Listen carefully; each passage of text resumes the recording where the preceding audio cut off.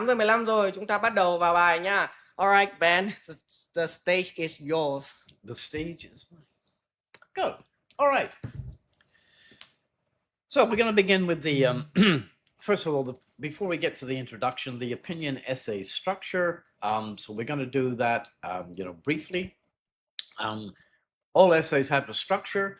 This is what keeps you organized, and this will also help you with your task response and your coherence and cohesion. So, all right. There are mandatory elements to a task 2 opinions essay structure. These are things that you actually do need to have, all right, in your essays.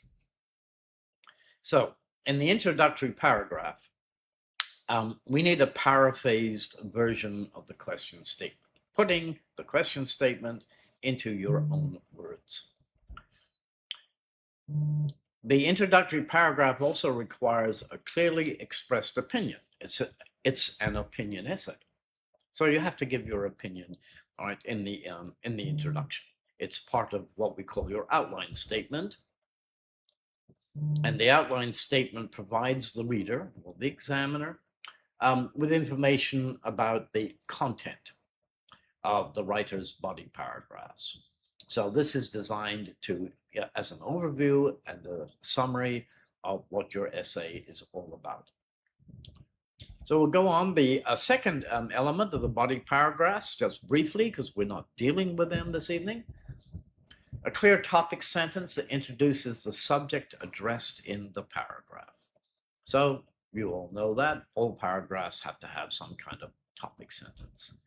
Each sentence in the body paragraph must be directly related and relevant to the topic sentence. They have to match. You can't have things in your body paragraph that your topic sentence didn't introduce or cover. And of course, an explanation, reason, and details are required to fully develop the paragraphs. And we'll talk more about that stuff when we have a session on writing body paragraphs for any kind of essay. Right. A relevant example is required and should illustrate the, it's kind of like having the explanation and illustrating it, and that's what the example does. It illustrates, clearly an explanation that you've made or a reason that you've given. All right, so now we're moving on. So that was the outline of the full essay. Let's now look at more the conclusion. Well, again, all our Ielts essays need to end with some kind of conclusion. For sure, it's part. So what you're supposed to do when you do the conclusion is summarize your body paragraphs without repeating, okay, words or phrases that you've actually already used in your outline statement of the topic sentences. This is an additional test of your lexical resource. And an important thing also is don't add new information. Right? It shouldn't be contained in the conclusion because it's not going to be cohesive. You haven't mentioned it in your outline. You haven't done anything about it in your body paragraphs. So mentioning it in the conclusion is just kind of distracting and confusing. So it'll negatively affect your score for cohesion. And I know some people have been told that, well, look, that in the conclusion, you can always add, new information. No, I can't. You might add additional information, all right, that you have discussed in your body paragraphs, but no, don't put anything new in. All right. And there might be some kinds of essays where a third body paragraph can be written, but generally speaking, 2 body paragraphs are sufficient for an opinion essay. Okay, thank you. Ok, thì vừa rồi thầy Ben có nói qua về một dạng cấu trúc của một dạng bài opinion. Thì nó có gồm 3 yếu tố. Đấy, yếu tố đầu tiên đấy là về câu mở đầu, đấy là đoạn mở đầu. Thì ở cái đoạn mở đầu thì can I Yeah. ok, rồi chúng ta quay lại nhá.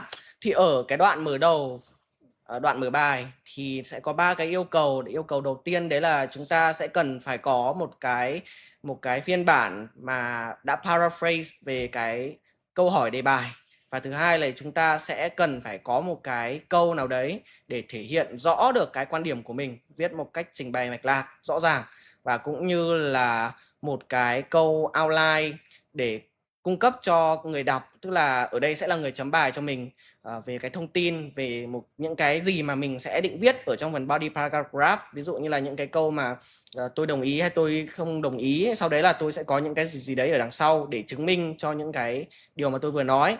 Và yếu tố thứ hai đấy là yếu tố về những đoạn văn thân bài. Thì ở đoạn văn thân bài thì nó gồm có là 4 cái yêu cầu như sau. Đấy là một cái câu mở đầu mà nó đã giới thiệu được gần hết tất cả những cái vấn đề ở trong cái đoạn văn của mình muốn nói, hay có thể nói một cách dễ hiểu hơn, đấy là một cái câu để mình thể hiện luận điểm.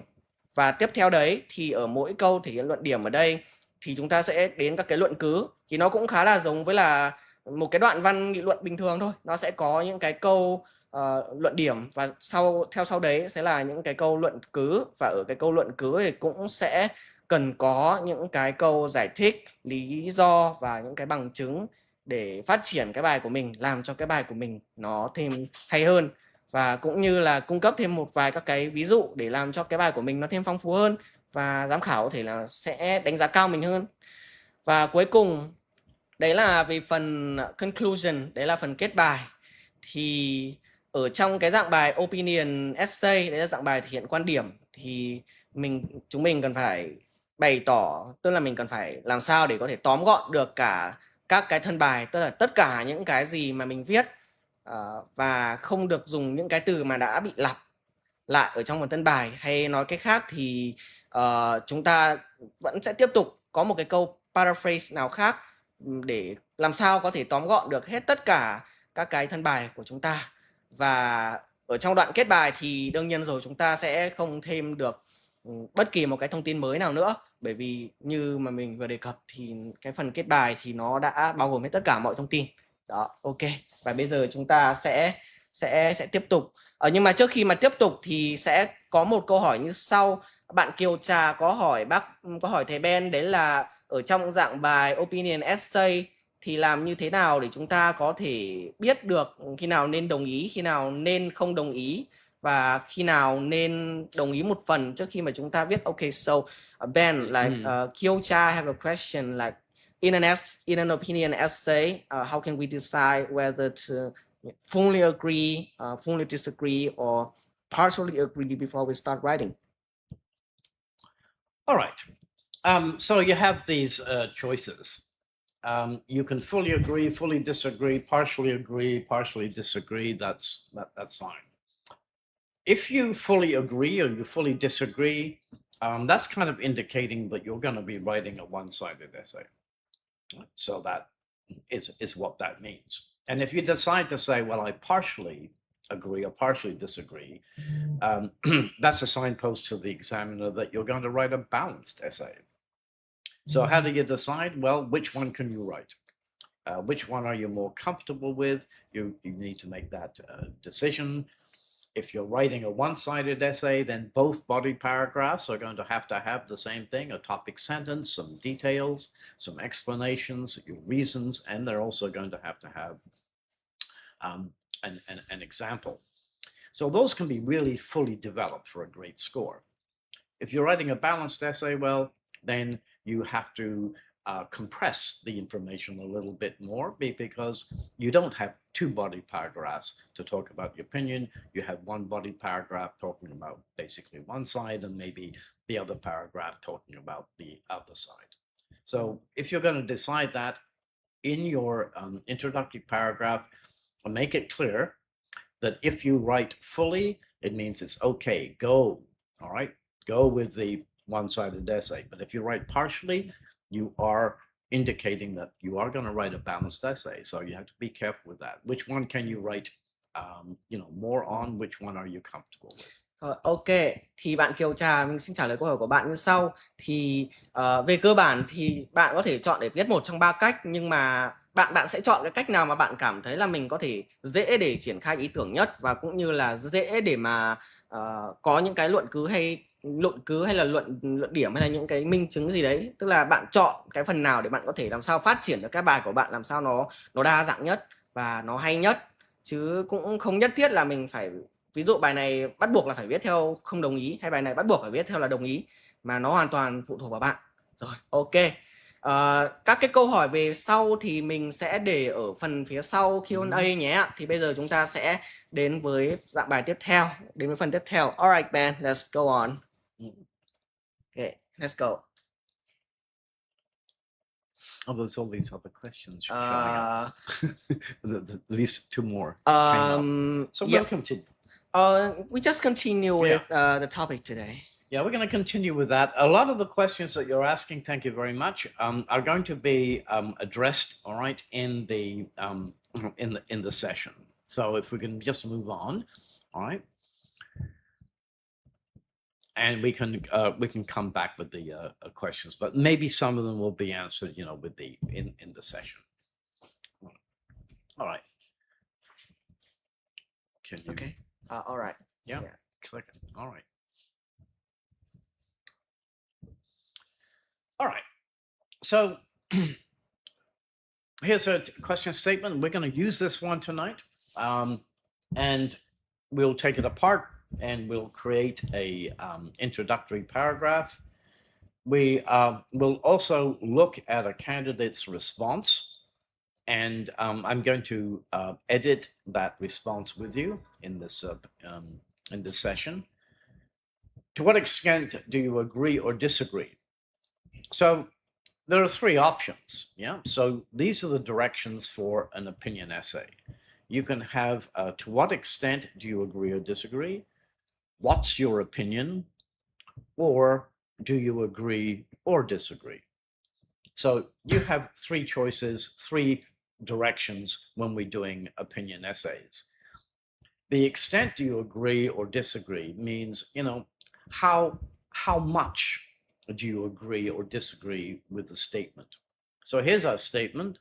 Some people think best way to improve road safety is to increase the minimum legal age for driving a car or motorbike. So when you read that, you need to understand what it means and to what extent you agree or disagree. This gives you the option. So the extent, do you agree or disagree, or what's your opinion, gives you the option of writing fully agree, fully disagree, or a balanced essay. The other direction, do you agree or disagree, indicates that actually you should be writing a one-sided essay. You don't really have the option of writing a balanced essay.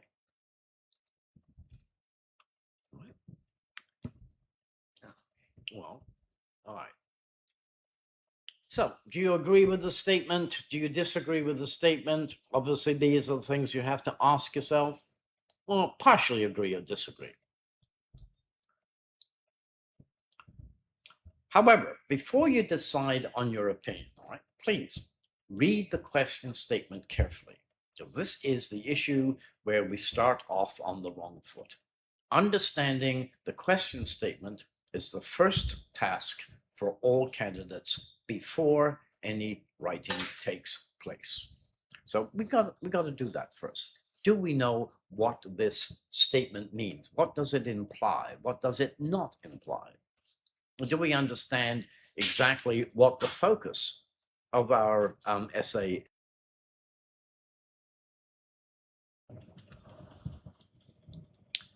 Here's a direct comparison between the question statement, right, and a candidate's paraphrase introductory paragraph. So we've got this. So there it is. This is what the candidate needs to paraphrase.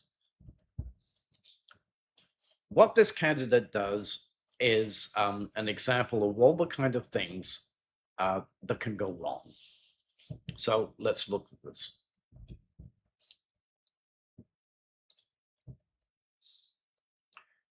So I'll give you time to read this. So the candidate has seen the question statement, and this is his or her paraphrase as well as opinion and outline statement. All of those ideas have to be included in this introductory paragraph. So this is what this candidate has done. In today's modern society, allowing minors to drive cars or motorcycles or not has sparked heated debates between parents and authorities in many parts of the world.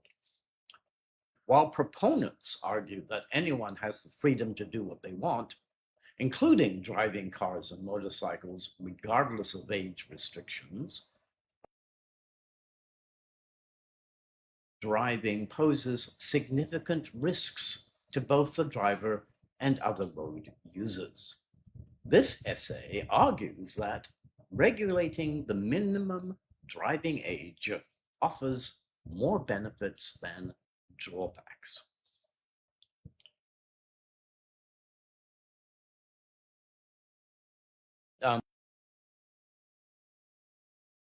Called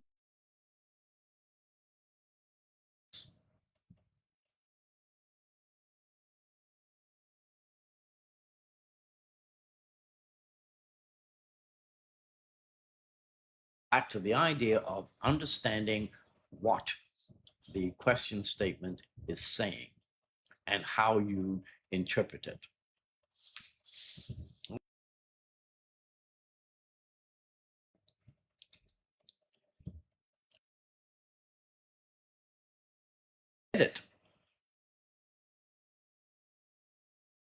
It begins with, in today's modern society. We get that all the time. In today's modern society, where we have technological advances and we now have the intrusion of AI, we find that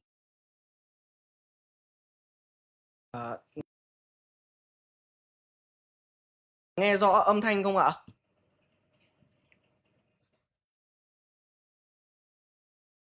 Âm thanh chắc là nhiều bộ phận.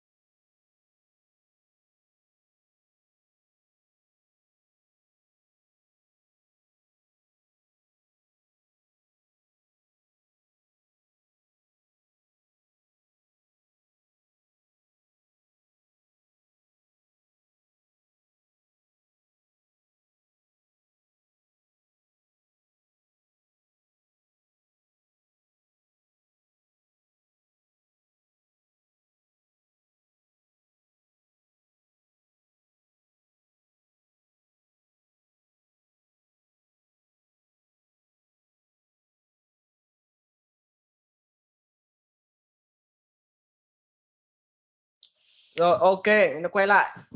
Mọi người nghe âm thanh ổn hết chưa? Mọi người nghe âm thanh ổn hết chưa?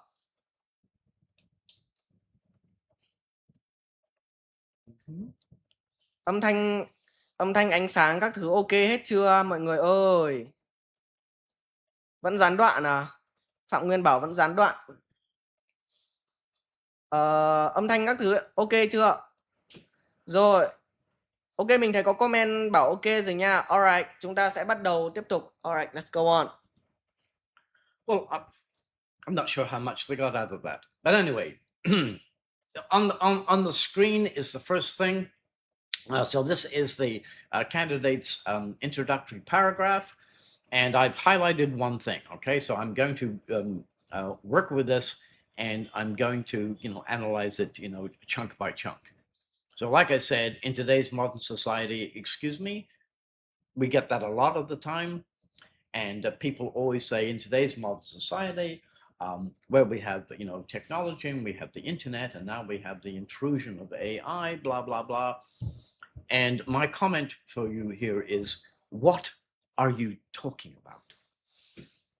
What has that got to do with paraphrasing the simple statement that you see on your sheet or on the exam paper? So that's an issue for us. We don't like to see it. And let's get some explanations with that. So we're editing it in small chunks. Let's start with the phrase in today's modern society. This is known as a hook. And that's supposed to be helpful because if you introduce your essay, your first sentence, and you enhance it to engage the reader, it's supposed to make the sentence or paragraph more interesting. Well, interest really isn't a criteria, for Ielts writing, and it does a whole bunch of things that we don't want you to do. So these hooks are a problem, and I would suggest that you forget about using them. So it's supposed to engage and make the sentence or paragraph more interesting. Well, it doesn't. It's irrelevant, and therefore extraneous, extra wording. And examiners will not be impressed.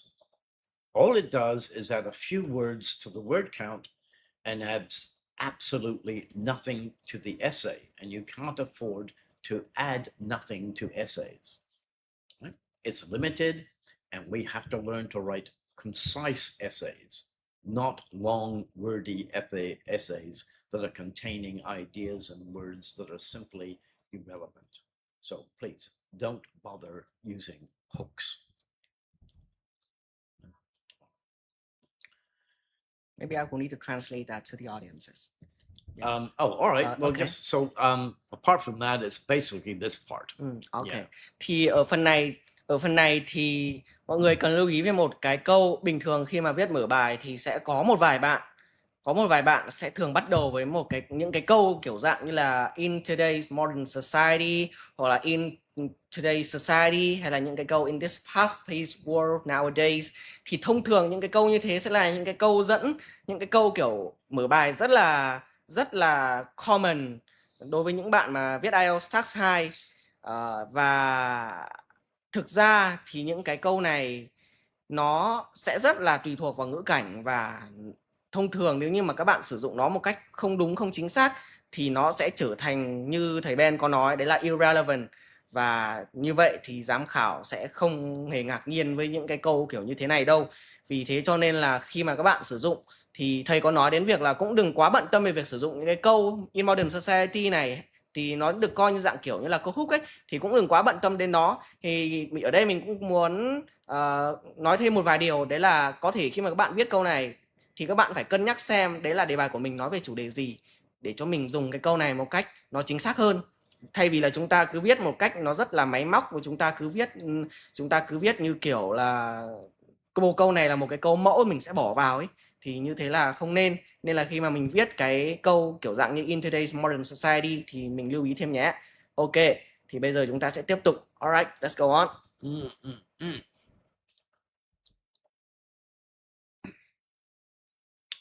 So the second part of that I've highlighted is allowing minors to drive cars or motorcycles or not has sparked heated debates between parents and authorities in many parts of the world. Why? So if we go back and look at the question statement, where does all of this stuff come from? What are we talking about? What is the candidate telling us? There's nothing mentioned about these things. So we need to analyze this too. This is part of the hook. This is part of the problem of not understanding what you should be doing, writing too much, and now you're risking your whole essay, because basically now you're paraphrasing and you've got the wrong idea. There's nothing mentioned about minors driving cars, right?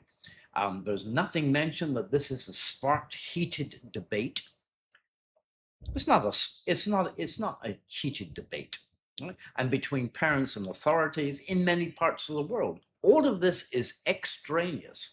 And quite frankly, and I'm going to use the word, this is rubbish. I'm sorry, that's all I can say. It's not, it's just nothing.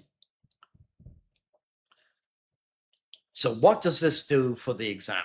Well, let's make it clear. This chunk starts to show that the flaws in this candidate's understanding and fluency. Where does the word minors come from? It's not mentioned. Where is there mention of heated debates between authorities in many parts of the world in the original statement? There isn't. Therefore, the paraphrase is inaccurate. And one of your jobs is to replace that statement with a statement in your own words. So it's a simple statement.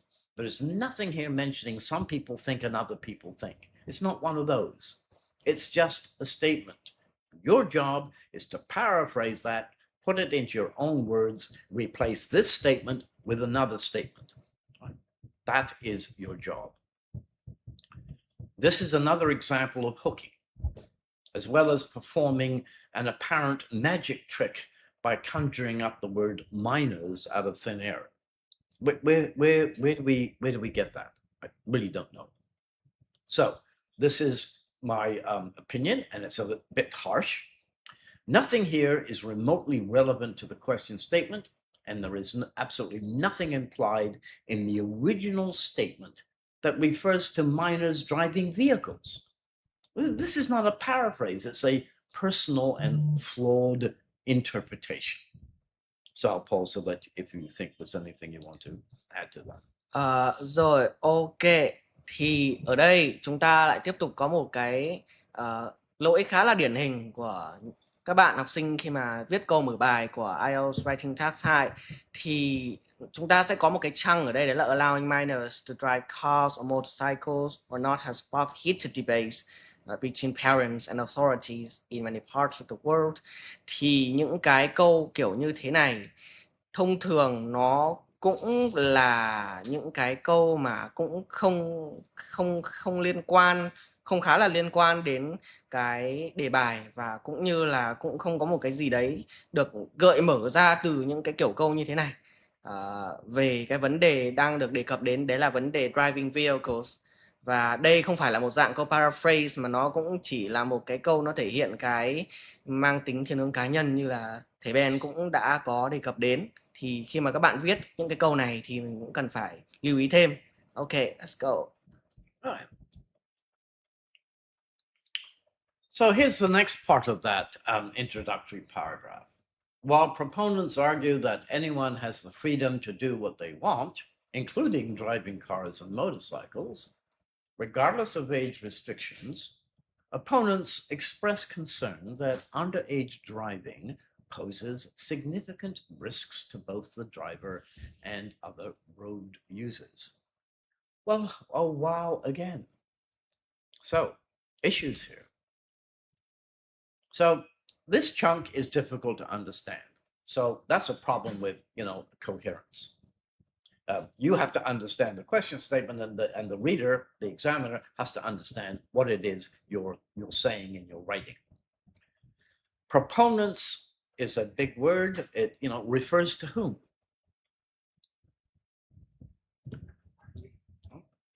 And what are they proponents of? Proponents means they support, they advocate, they feel strongly about something. So so we don't understand this. Proponents argue that anyone has the freedom to do what they want. This is, going off on a tangent. It's a bit weird. Who are the opponents? Well, this is not one of those questions. The question statement doesn't include some people think blah, blah, and others think blah, blah. It's not that kind of question. It's just simply a statement.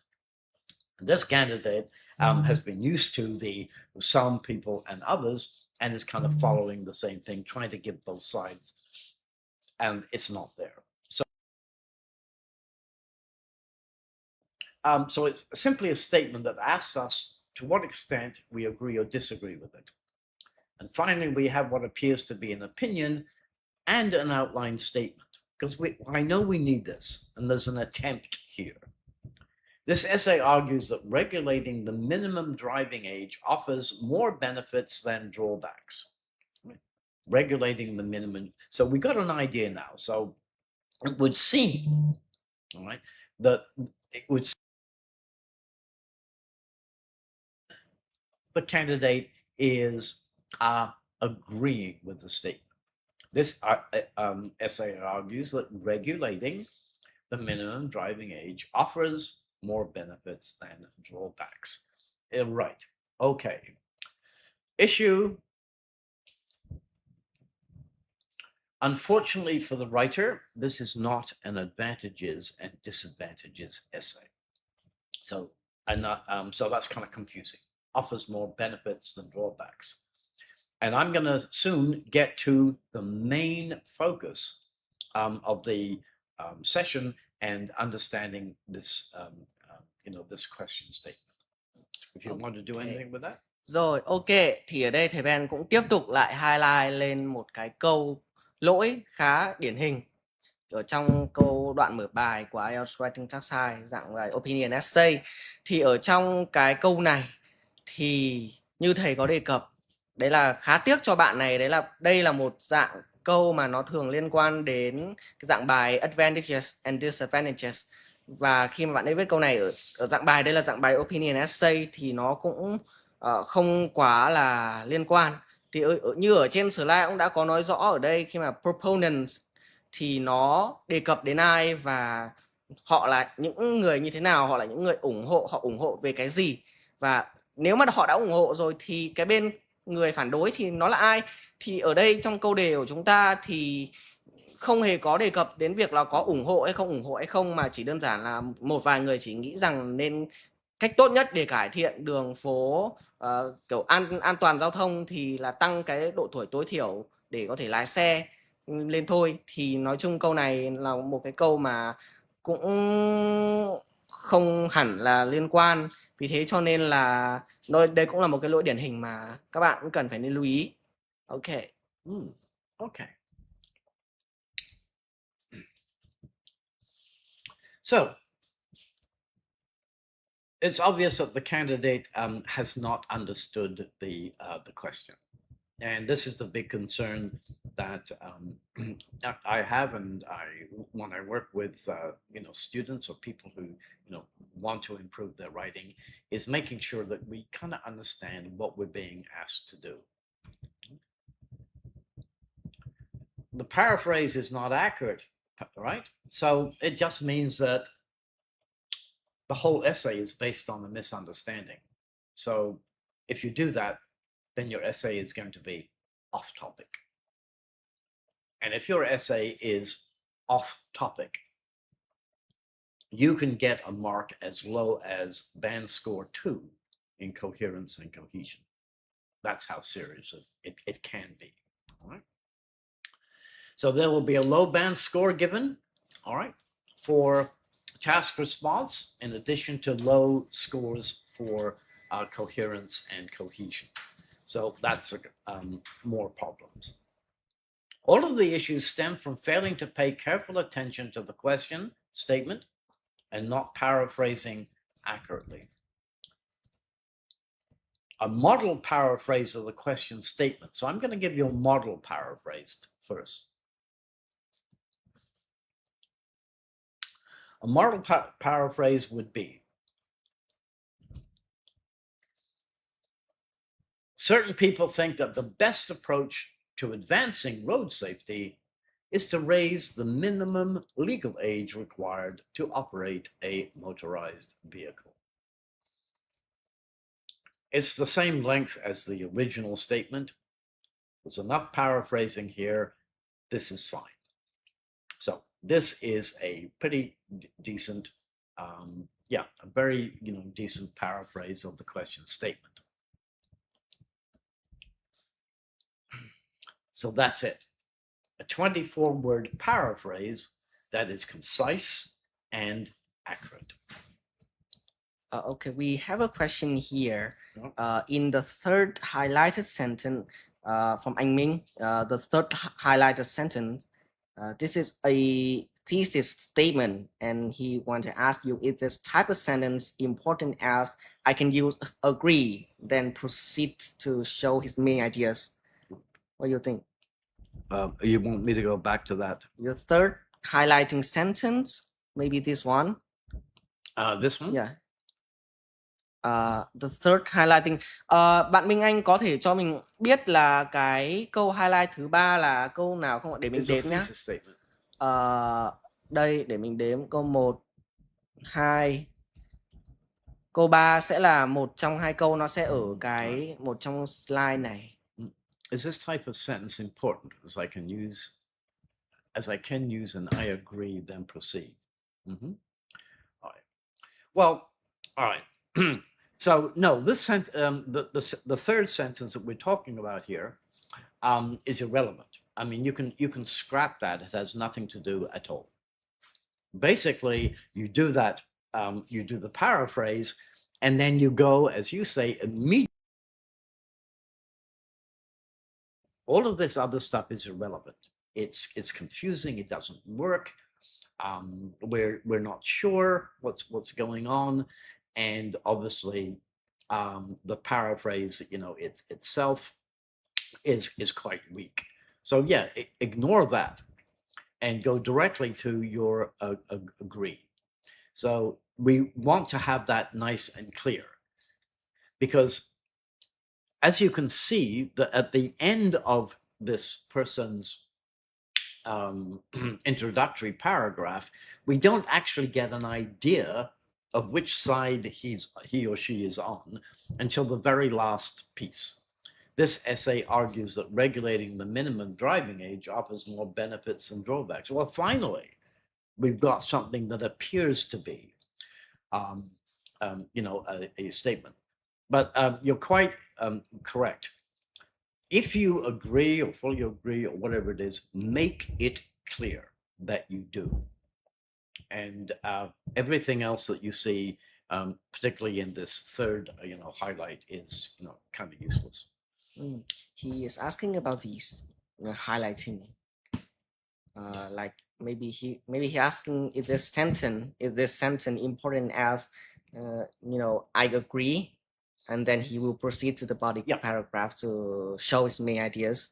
Well, this essay argues. So you say, all right, so we want to know about your opinion. So you say, yeah, I agree, and this essay, will argue or argues that regulating the minimum driving age offers more benefits than drawbacks. Change more benefits than drawbacks. We're not using that kind of an essay. All right. So yeah, and then you have everything you need. It's to the point. Okay. And this one is what you would use if you agree that raising the age limit, all right, is something that you agree with because you think it improves road safety. I have for you, I believe, three versions of the introduction. One where you agree, one where you disagree, and one where you're trying to indicate a balanced essay. So that's coming up. Yeah. Ok, anh Minh nhá, thì về cơ bản là mình hoàn toàn có thể sử dụng được cái câu highlight này. Nhưng mà trước đấy thì mình cũng cần phải có một cái câu để thể hiện rõ cái quan điểm của mình là tôi đồng ý, tôi không đồng ý, hay là tôi đồng ý một phần, hay là tôi không đồng ý một phần. Nó phải có một cái câu giống như bạn đề cập là I agree. Sau đấy là bạn sẽ viết cái câu này đằng sau để thể hiện là các cái quan điểm tiếp theo, các cái main ideas của bạn là gì ở trong cái body paragraph.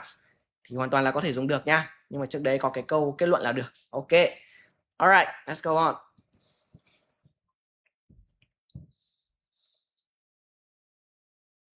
All right. So we went through this. So here's the paraphrase, statement for statement. Right. And then we want to continue with our outline statement so that we complete the mandatory elements for this kind of an essay.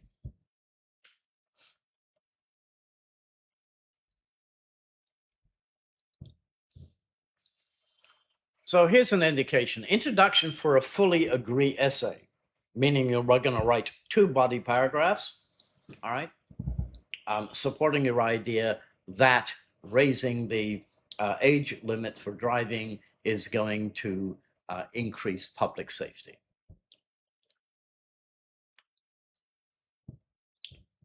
So there it is.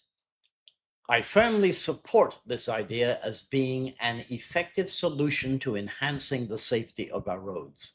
That's it. So there's your first one. That's all you need. It's clearly stated. We've got the paraphrase. We've got this. I firmly support this idea. That's my opinion. Yeah, I agree fully, firmly. All right? Because it's an effective solution enhancing the safety of our roads. So we know that we're going to have, and the examiner knows, this is the signpost, the outline. The examiner knows, okay, I can expect 2 paragraphs, right, talking about why raising the age, right, is going to benefit road safety. In the fully disagree essay, there's the same paraphrase question statement. It's fine, it's perfect. However, he has a different idea. However, I hold a contrasting viewpoint that there are more effective alternative strategies that we should explore to address this issue. So this candidate is saying, no, I totally disagree in so many words. So there it is. There is the opinion. I hold a contrasting viewpoint. There are more effective solutions than raising the age. So now we know we have a 2 paragraphs coming up, all right, and both of those will show us why raising the age limit doesn't work or is not effective. And then finally, the same paraphrase and the outline statement. I believe that this is effective measure. It's been successful in a number of countries, all right? However, I also think that other approaches need to be part of solving the issue of having safer roads. This is a balanced essay indication because we know that I believe this is one effective measure. So it's one effective measure. But so we'll talk about that in body paragraph 1. And this also signals, but in body paragraph 2, we're going to talk about other approaches. All right, because a single approach isn't apparently workable. So everything that you need. So there's the 3. I don't think there's anything else, is it? So they're reasonably well written, clearly ascertaining that we can understand the opinion of the candidate, so we know where they stand and what they're going to write about. It'll now be possible for the writer to continue with a logical progression of the essay, and the examiner is going to find it easy to follow, since the signposts, the outline statements, indicate the content that will be covered in the body paragraphs. I think that's it, yeah. And your introductory paragraphs are important in setting up a cohesive response. It all starts with this introductory paragraph and making sure that you understand, what the statement actually means. Okay. Yeah. Alright, thì ok, mình sẽ tóm tắt lại một chút về các cái kiến thức mà bác Ben đã nói. Thì ở đây bác ấy có đưa ra 3 mẫu câu mở bài dùng cho 3 cách để thể hiện quan điểm. Đầu tiên là thể hiện sự đồng ý, hai là thể hiện sự không đồng ý, và cuối cùng là để thể hiện cái một nửa đồng ý, một nửa không đồng ý. Rồi, ok.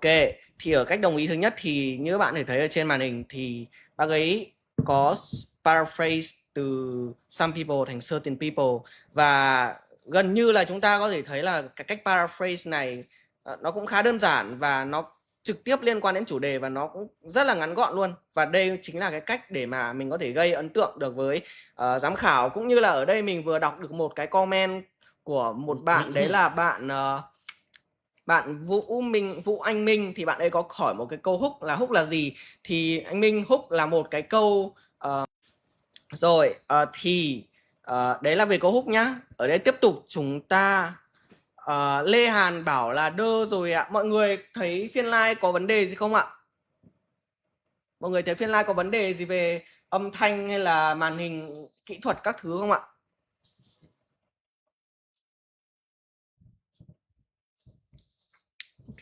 Ok rồi ạ. Rồi, ok. Đấy nhá. Thì ở đây chúng ta có 3 cái dạng mở bài. Đầu tiên là về cho đồng ý, 2 là về không đồng ý, và cuối cùng là để thể hiện quan điểm 50-50. Đó, và những cái phần giới thiệu này đều được paraphrase một cách vô cùng chính xác và nó rất là sát với là cái câu đề bài rồi. Thì đây là một cái mẫu câu mà sẽ khiến cho giám khảo ấn tượng và chắc chắn là sẽ được đánh giá rất cao khi mà mình viết cái phần mở bài. Ok. Rồi, alright, let's go on. Right. So we don't have anything more on the PowerPoint. So I want to make sure where we're going here with this. If we go back to the original statement, we have to understand what is it that it's asking us to do. So the issue, all right, so the issue here, do we realize what the issue is and what we should be addressing? It's not about whether the driving age should be higher. That's not the issue. The issue is if raising the driving age is, notice, right, the best way. Is it, if we raise it, is it the best way to improve road safety? So some candidates like this one, because we haven't seen the rest of the body paragraph, this candidate wrote an essay of 518 words for this essay. Way too much. And it all started with a misinterpretation. And the whole essay was really about the importance of the whether it's fair to raise the driving age, because younger people can actually, you know, physically have the strength, and they actually can drive the vehicles, you know, and it wouldn't be fair if we that's all off topic. So raising the minimum age is really not the issue. Raising the driving age, is it the best way to improve road safety? So that's the core of what you need to write. Does raising the driving age, all right, is it, and notice how clear it was, the best way. We paraphrase that, think that it's the best approach. So that's the issue that you need to consider. And please don't get distracted whether because this is not an argument about, you know, how fair or unfair raising the driving age is for young people. And he got off onto a bad start because his paraphrase started talking about minors. So it all came from the fact that there was a misunderstanding, and he wrote a very lengthy introductory paragraph. And so that's distracting. And by the time he gets to his body paragraphs, this candidate is way off topic. Ok, thì thầy có nói đến việc là kiểu bạn học sinh này thì bạn ấy cũng có viết một cái đoạn mở bài nó rất là dài, nhưng mà về nhìn chung cơ bản thì nó đã off topic và nó không liên quan đến chủ đề. Thì thầy cũng có nói thêm những cái kiến thức liên quan làm sao để mà có thể viết được một cái đoạn introduction hay hơn. Thì đấy là toàn bộ về những cái kiến thức về phần introductory paragraph. Đấy chính là phần mở bài của dạng bài IELTS Writing Task 2, đấy dạng opinion essay. Và you have anything more to say about the topic today? Anything to note? Yeah, okay. So the topic is the topic. We can go in, we've done some detailing with that. But overall, think about your IELTS essay. The IELTS essay is different than a university essay. Yeah, it's academic, but it's academic in the sense that you write, formally. But it's not the same. An IELTS essay is different.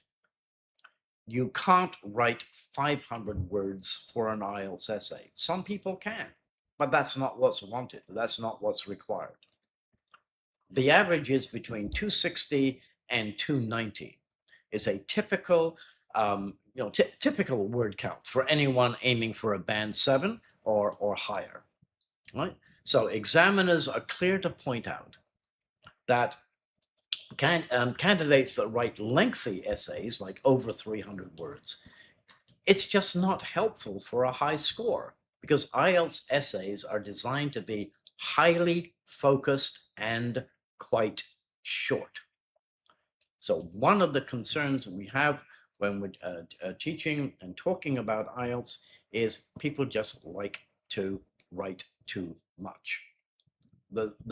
The issues with people who like to write too much are more than the issues with people who don't think they can write enough.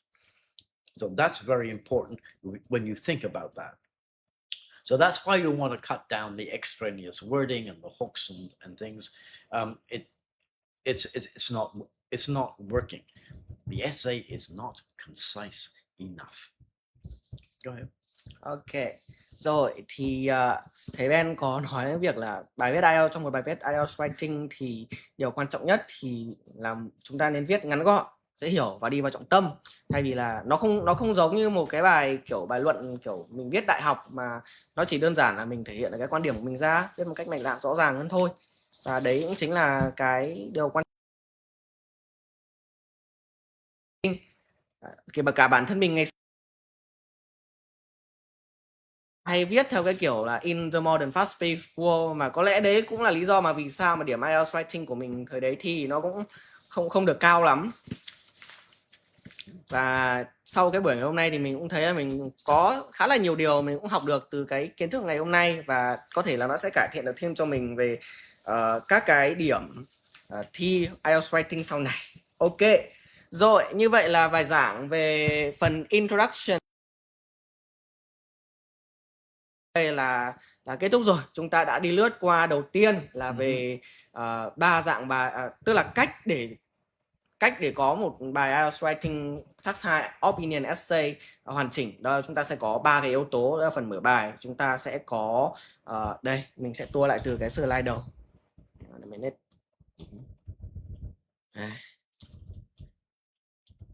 Đây nhá.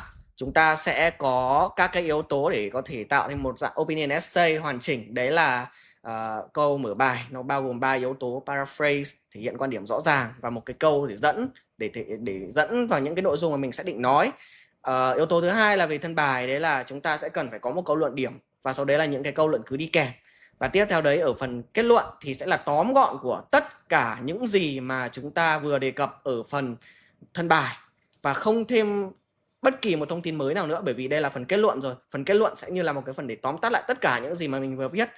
Và theo sau đấy là một vài những cái lưu ý về một cái bài viết của một bạn học sinh. Đấy là những cái lỗi rất là điển hình, chẳng hạn như là lỗi mà bạn ấy viết cái câu hook, một cái câu hook mà gần như là nó không hề liên quan đến cái câu đề bài của mình. Và sau đấy là những cái lỗi khá điển hình khác, đấy là lỗi về spark heated debate. Ngày xưa mình cũng hay gặp cái lỗi này khá nhiều, tức là mình cứ mặc định một cách là mình cứ viết heated debate, spark heated debate, mà mình không biết là mục đích cuối cùng của nó là để làm gì. Vì thế cho nên là khi mà các bạn viết các cái câu này thì các bạn cũng cần phải tìm hiểu kỹ xem là mình viết nó với mục đích cái câu này để đây liệu nó có hợp lý hay không. Đó, ok. Và cuối cùng là thầy cũng chia sẻ thêm cho các bạn ở đây thêm các cái mở bài giới thiệu và những cái cách để paraphrase theo dạng đồng ý, theo dạng không đồng ý, và cũng như là cái cách mở bài kiểu 50-50, có nửa đồng ý nửa không. Rồi, ok, thì đấy là tóm gọn về bài hôm nay. Và bây giờ chúng ta sẽ chuyển sang phần Q&A. Alright, so now we're gonna move on to the Q&A session. Rồi, ok, nào bây giờ các bạn hãy đặt câu hỏi nhiệt tình lên nha. Chúng ta chúng ta sẽ dành những thời gian còn lại để hỏi đáp nha. Ok, mình sẽ kéo lại lên trên để xem những cái comment trước của các bạn. Nếu như mà có bị mất nếu như mà mình có bị mất cái comment nào đấy thì các bạn hãy comment lại nha, bởi vì là thỉnh thoảng nó cũng hay bị lỗi mấy cái comment ấy. Rồi, chúng ta bắt đầu với câu hỏi của bạn Phạm Nguyên. Bạn Nguyên có hỏi bác Ben là có nên sử dụng các cái từ vựng kiểu C1, C2, những từ vựng khó cho bài viết không? Alright, so Nguyên he is asking that should we try to use difficult vocabs as C1 or C2 for our essay? All right, so vocabulary is graded by the examiner on a range of vocabulary. So there are two issues here. The first one would be using vocabulary that you may have picked up, with and is it really synonymous with what you mean? So you have a very difficult, high-level word.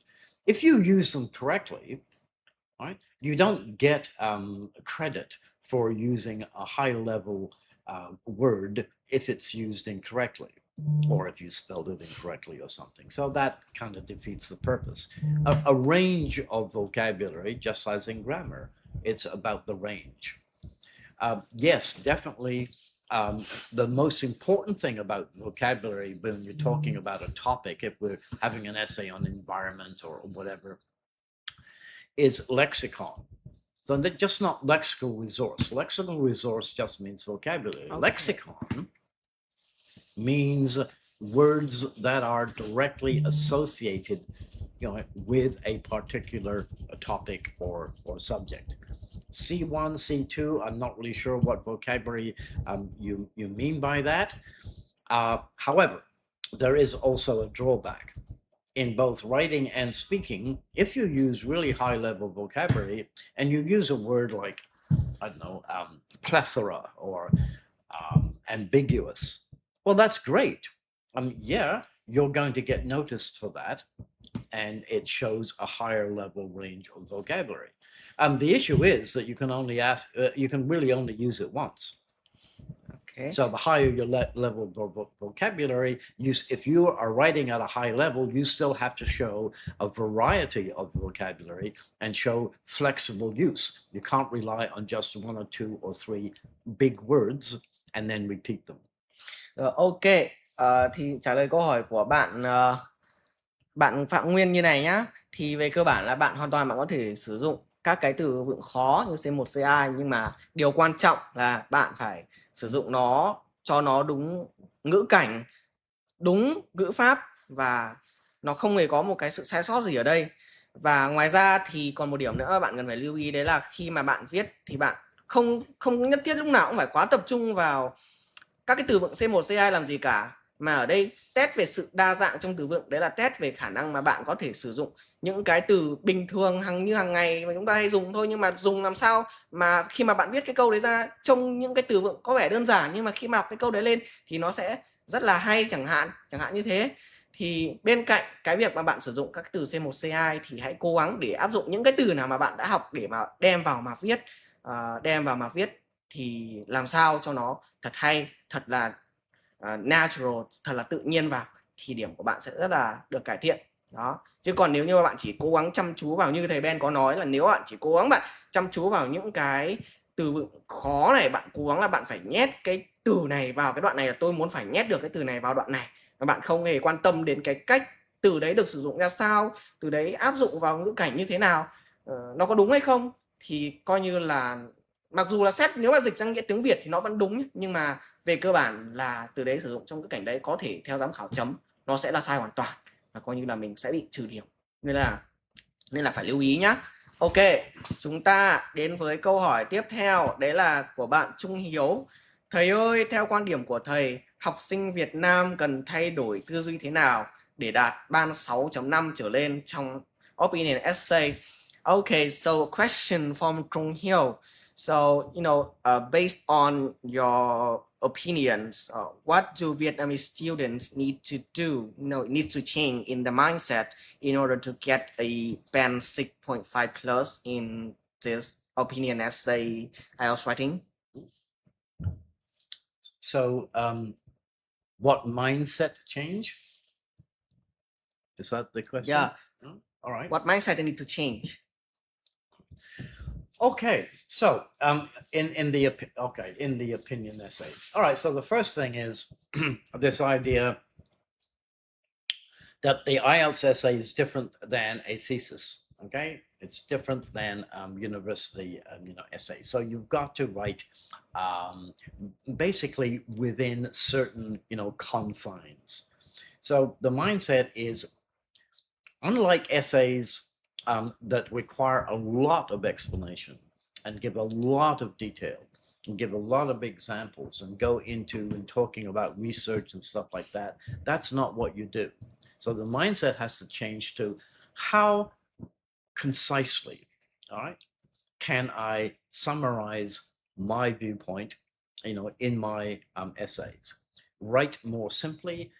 Don't write and extend, too much. The more you write, the more chances you have of making kind of, errors, grammar errors, or lexical resource errors.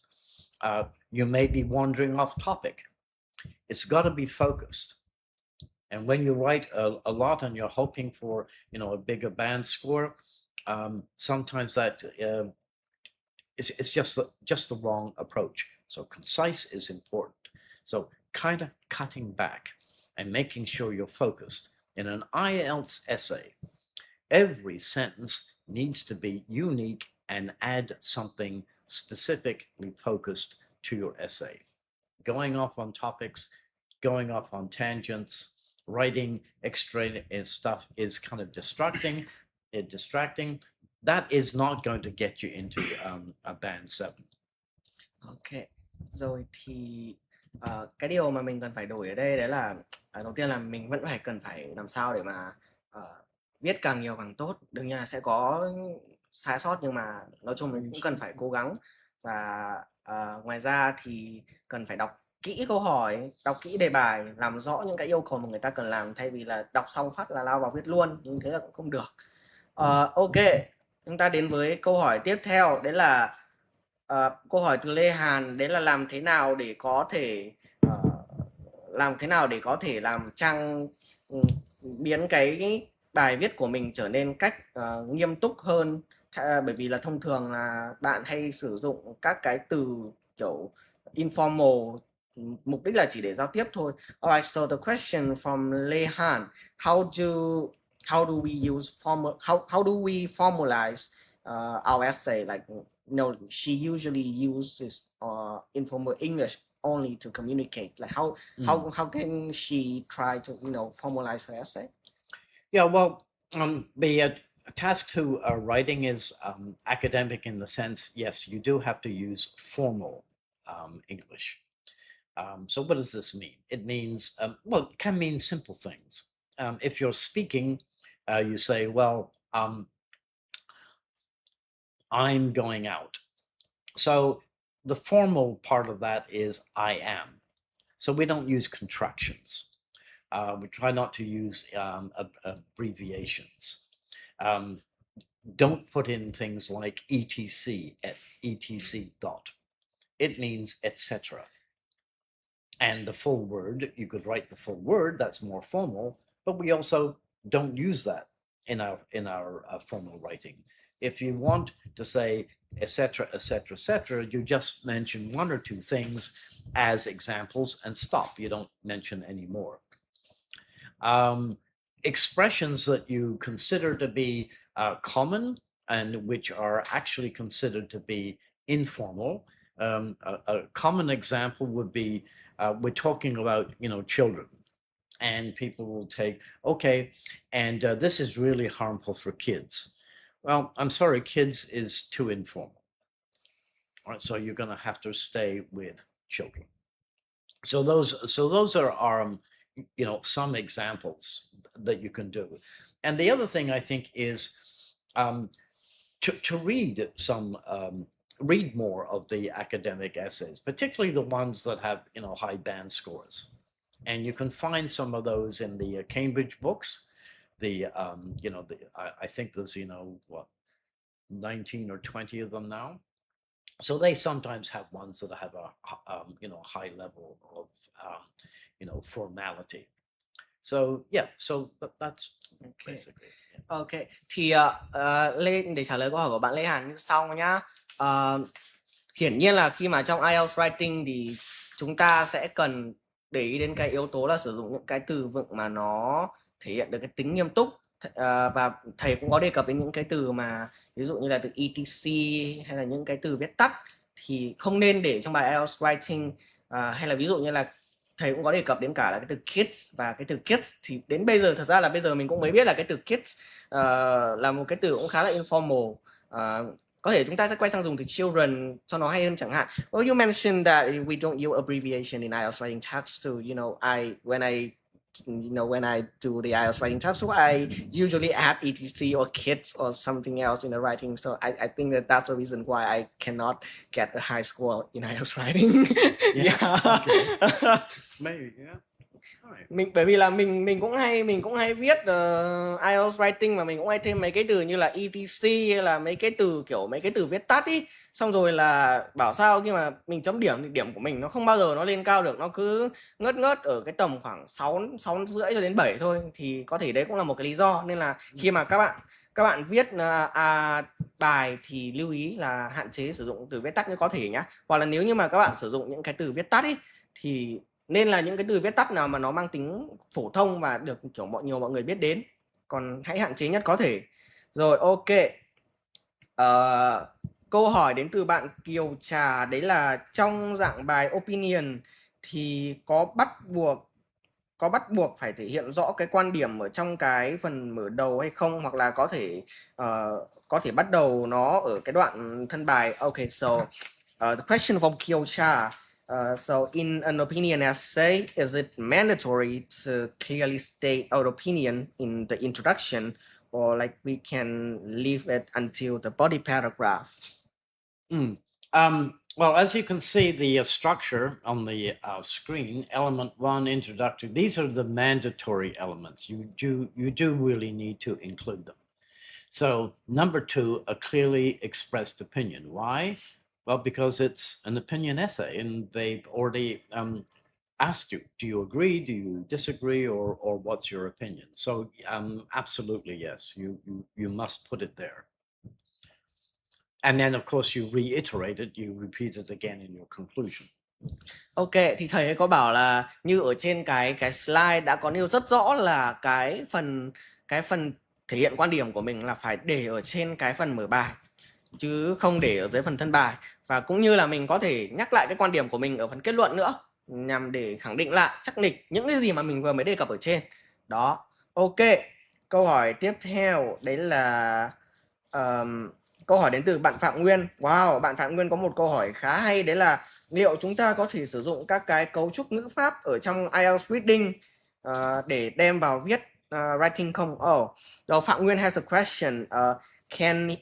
Can he use some grammar structure sentences in IELTS reading books which introduces for his essay? Like can he use the grammar structure he came across in the IELTS reading and he can apply it to IELTS writing? Is that okay? Well, yeah, for reading, you can get a lot of ideas. I mean, they're very long essays, as you know, but that structure is pretty formal, right? And you can pick up a lot from the reading, and look at how they introduce the paragraph, how they actually introduce the overall essay. So yeah, you can. All right, let's talk about the grammar structures, okay? Let's talk a little bit about the grammar, everybody. The main elements of your grammar are that you're going to be assessed on is number 1, the number of error-free sentences. Okay, that's important. The majority of your sentences will need to be error-free to get up into a band 7. Now, majority doesn't mean like 51%. For IELTS, the majority of sentences, and to get a band 7, your grammar is going to have to be 75%. That's what that means. The other thing is complex structures. All that means is that you're able to create not just simple sentences, but you have complex, you have compound, you have complex structures. And believe it or not, the number of those structures is really important too. If you look at the band descriptors, all right, the complex structures are mentioned all the time, starting from band 6 and starting going up to band 7 and 8. So your grammar structures are important there. Complex ones are extremely important to include instead of worrying about simple sentences. So that's the other. So that's the other thing that we need to look at, with grammar. Obviously, the tenses as well. How good are you at tenses? So a lot of people will use the simple tense and simple past and that kind of thing. That's okay, but you also have to demonstrate a range of grammar structures, which means your tenses too. Okay, so basically he can use, but he have to show the variety of grammar. You show a variety, you include those structures, you show a variety. Again, it's like the lexical resource. You need to show a range, and you need to be able to use it. And the range just means you can use, what you've learned flexibly and not repeating. Ok, thì về cơ bản là mình cũng có thể sử dụng được, nhưng mà cũng sẽ rất là linh hoạt trong ngữ cảnh, làm sao để mà mình có thể thể hiện được cái sự đa dạng của cái cấu trúc mà mình dùng đấy, và làm sao để cho nó đừng có lặp đi lặp lại nhiều. Tức là mấu chốt vấn đề ở đây là bạn phải thể hiện được cái khả năng sử dụng ngữ pháp đa dạng của bạn. Đó, thì điều đấy nó sẽ bao gồm luôn cả những cái cấu trúc ngữ pháp mà bạn đọc ở trong cái IELTS reading. Thì về bản chất thực ra mình thấy mình cũng hay viết IELTS writing và mình cũng có áp dụng được những cái cấu trúc của IELTS reading qua. Thì trong trường hợp đấy mình phải xem là cái cấu trúc IELTS reading mình vừa đọc đấy liệu là nó có áp dụng được không. Nếu như mà áp dụng được thì ok, mình cứ áp vào, bởi vì là cái cấu trúc đấy nó hoàn toàn là nó đã một cái cấu trúc mang tính formal rồi, mang tính nghiêm túc rồi, và nó được đem vào trong bài luận viết, và nó sẽ thể hiện được cái độ natural, độ tự nhiên của cái bài viết của mình. Ok. Câu hỏi tiếp theo từ bạn Nguyễn Trí Kiên, đấy là bạn ấy hiện tại là cũng có khá ít thời gian để dành cho kỹ năng viết, vì thế cho nên là bạn ấy có nên ưu tiên thời gian để học từ vựng, cải thiện cấu trúc câu, hoặc là chỉ đơn giản là luyện viết các cái bài viết để cải thiện hơn thôi. Okay, so question from Nguyễn Trí Kiên. So he's asking that if he has limited time for writing skills, should he prioritize expanding his vocabulary, improving sentence structure, or just simply practicing writing more complete essay for essay writing tasks too? Well, I guess obviously all three of those things are kind of important, but you say you have limited time. I still say that in order to improve your writing and improve task 2 writing for IELTS, you have to write task 2 IELTS essays. That said, you have to write them and make sure that you have somebody who is going to edit them for you. So very often students will send me an essay, and then I receive it, and then I do the editing, and I tell them about this grammar is not quite correct, and what this is. I give them suggestions, and I change things and that kind of thing. So writing the essays won't really help you unless you get experienced feedback. And if you haven't got that outlet and you don't have that experience feedback, then yeah, maybe you can spend a little bit of time definitely on your vocabulary and your grammar structures. You can still you can still get a high band score without necessarily using high levels of vocabulary. So let's be clear about what that means for the examiner, all right? And what we're looking at.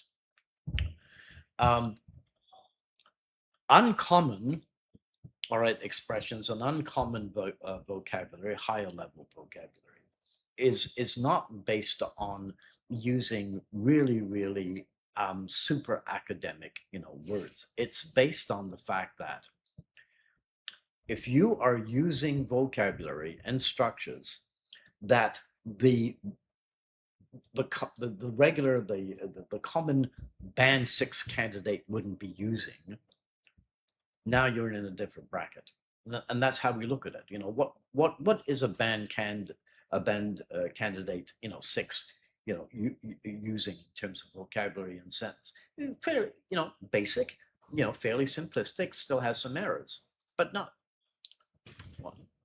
Oh, no, just continue. Go on. So anyway, yeah. So although all three are, I would say writing the essays, providing you've got some experienced backup who's going to actually go through them and give you good advice so they can point out. And that doesn't take. It does take some of your time to write these things, all right. But it's good practice. I mean, if you don't have time to improve a lot, then basically you need to write at using the vocabulary and using the grammar that you have, and let's see if we can clean that up and make sure that you still get a good score. Ok, thì về cơ bản ở thời điểm hiện tại thì ý của thầy thì cũng là đương nhiên là việc luyện tập thì mình vẫn cần phải luyện tập nhiều, bởi vì khi mà mình viết nhiều thì mình mới có thể là cải thiện được cái số điểm của mình. Nhưng mà song song cạnh đấy thì mình cũng sẽ tập trung để học thêm các cái từ vựng khó. Nhưng mà cá nhân theo mình thấy nhá, thì khi mà bạn cố gắng để tập trung học vào các từ khó mà bạn không tìm hiểu sâu về những cái từ vựng đấy, cách dùng của nó như thế nào, thì nó cũng không giúp ích được gì cho bạn trong bài IELTS Writing Task 2 cả. Bởi vì là kiểu có những cái từ ok, từ này hay đấy, từ này ok đấy, từ này rất là học thuật, nghe rất ổn, nghe rất hay, đem vào bài có vẻ là nghe nó sẽ bài của mình trông nguy hiểm, giám khảo sẽ ok. Nhưng mà nếu như mà cái từ đấy trong cái ngữ cảnh đấy mà nó dùng sai hoặc là không dùng được thì coi như là câu đấy bạn bị trừ điểm. Nên là cũng cần phải lưu ý. Học từ vựng thì cũng quan trọng đấy, nhưng mà cá nhân theo mình nghĩ thì bạn nên dành thời gian để luyện tập nhiều, và làm sao để bạn có thể linh hoạt được những cái từ vựng nào mà bạn đã được học ấy, bạn đem vào bạn viết làm sao mà bạn cảm thấy đọc nó tự nhiên, hoặc là bạn đưa cho ai đấy chấm mà người ta đọc cảm thấy tự nhiên ok, thì coi như là bạn sẽ cải thiện được cái số điểm thêm của mình. Đó, học từ vựng vẫn quan trọng, nhưng mà vẫn là luyện tập. Practice makes perfect. Ok, chắc là mình sẽ dành thêm thời gian cho một câu hỏi nữa nha. Bạn Thành Nguyễn có hỏi là nếu không nghĩ ra ví dụ cụ thể thì chúng em có thể sử dụng ví dụ giả định không thưa thầy? Okay, so here's another question from Thành Nguyễn. I think this is a very interesting one. So like in an opinion essay for the body paragraphs, if we cannot think of any specific examples, can we